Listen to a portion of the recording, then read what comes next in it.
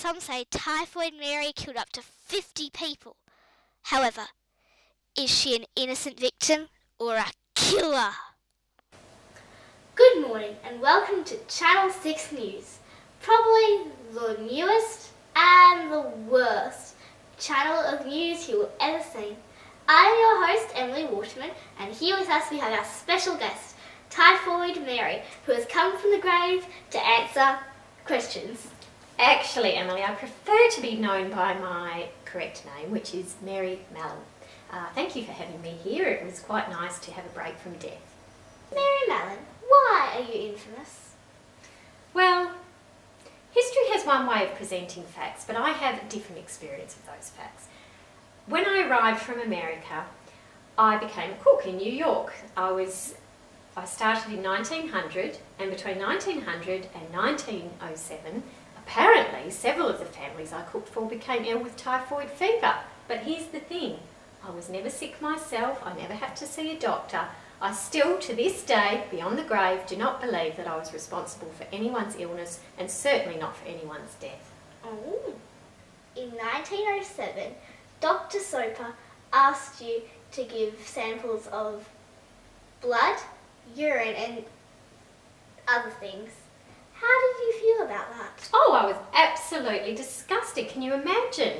Here I am, a respectable woman, doing a respectable day's work as a cook for some very nice families, and suddenly some doctor knocks on the door and asks you to give samples of unmentionable things. Of course, I told him to leave me alone and that I wasn't going to do it. Later in your life, you got put into quarantine. How did you feel about this? Oh, I was horrified. After I refused to give the samples, Dr. Soper presented a medical paper on the families that I'd cooked for and the incidence of typhoid fever. He believes that there was a link between my cooking and the typhoid fever.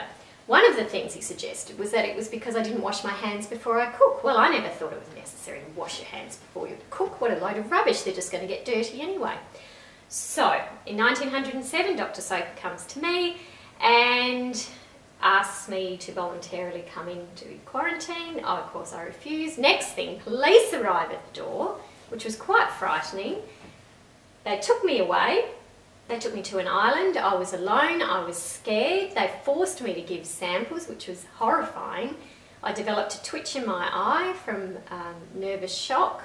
And I can tell you it was quite stressful, and I was completely well. There was absolutely no reason for me not to be continuing with my work. They held me there for 3 years before I was finally released. In 1910, when you were released, you were given a job as a laundress. Why did you go back to cooking? Well, as you can imagine, I was quite desperate to be released from that horrible, horrible place. So I signed an affidavit which said that I would not return to my job as a cook. They offered me a job as a laundress, which I felt was below me. I was a good cook earning a good wage, and there was no way I was going to take anything less. So when I escaped, as I think of it, from quarantine, I changed my name to Mary Brown and I returned to my work as a cook. And I did so for about 5 years. Oh, that is a very interesting answer. Thank you. Were you concerned about the health of the families you cooked at? Oh, absolutely not. As I said, to this day, I do not believe that I was responsible for anyone contracting typhoid fever or for anyone dying for that matter, because I was always healthy and I showed no symptoms at all. After you returned to your job as a cook and became Mary Brown, did anyone actually find out who you really were? Well, I had a very good 5 years when no one knew where I was. I did move around a bit because the health authorities seemed quite convinced that I was spreading typhoid fever, although of course I knew that was nonsense. Then in 1915, something unfortunate happened. I was working for the Sloan Hospital for Women, and there was an outbreak of typhoid there, which of course I wasn't responsible for. And at that point, they found out that I had been working there. They tracked me down and they returned me to quarantine in 1915. As you can imagine, having been in quarantine before, I was absolutely frantic and distressed, and they kept me there for the remainder of my life. quarantine, you became somewhat of a celebrity. How do you feel about that? Oh, I absolutely hated it. It's one thing to be in quarantine, but to have journalists turning up, calling you Typhoid Mary and wanting you to answer ridiculous questions, they hounded me for the rest of my life, which was 23 years in quarantine. Can you imagine spending that long away from everything you know? Amazing. That must have been torture. Well, it was torture to me.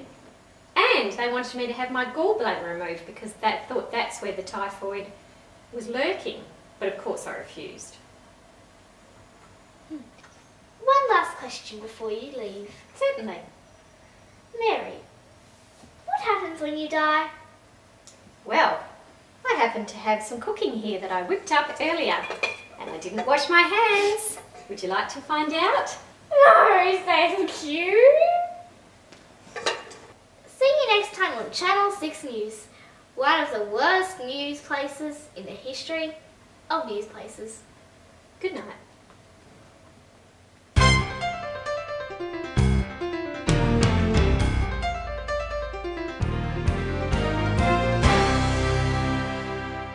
From my point of view, I left... Can't do it. Do you need some motivation? What's that? Something, something, something, something, something, something, something, something, something, something. I can't see, I can't see, I can't see. Mary, Mary, Mary, Mary, just gonna steal this hat. What? So Jack walked up to the left and I said, and his head to the left.